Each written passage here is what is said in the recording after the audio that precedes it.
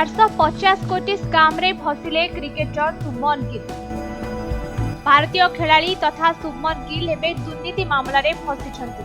तांकु मिसाई मोट 5 जनक नारे एही मामला रुजु होछि। गुजरात रे 450 कोटी स्काम नै एक समन जारी सूचना मिलुछि।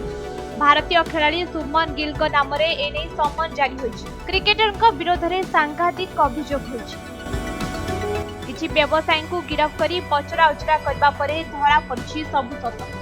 तेबे सबुठारु बड़ कथा हेउछि कि व्यवसायी माने एही व्यवसाय रे शुभमन गिल शामिल थिबा कहछन्ति। एहा छडा एथिरे अन्य 4 खेलाड़ी को नाम मध्य आगक आसिछि। समस्त 4 खेलाड़ी गुजरात टाइटन्स दलर बोली जणा पड़छि। तेबे एने गुजरात सीआईडी टीम समस्त खेलाड़ी को हाजर हेबाकू कहिछि। दुर्नीति मामला रे शुभमन गिल को व्यतीत राहुल तेवतिया, मोहित शर्मा और बी साई सुदर्शन को नाम मध्य सामना आसिछि। ए व्यवसाय रे जीटी रो कैप्टेन शुभमन गिल 1,95,00,000 टंका निवेश करथिले।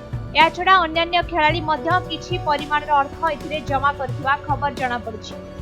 ए दुर्नीति मामला रे मुख्य अभियुक्त जाला एबे सीआईडी हेफाजत रे अछि। तेबे मुख्य अभियुक्त जालार काहा सह लिंक रहिछि एही घटना खोलताड़ करबा परे जणा पड़ि।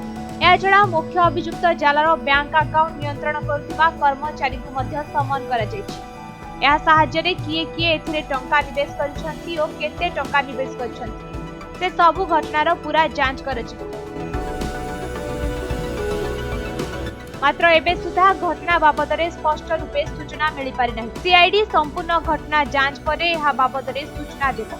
ब्यूरो रिपोर्ट समय।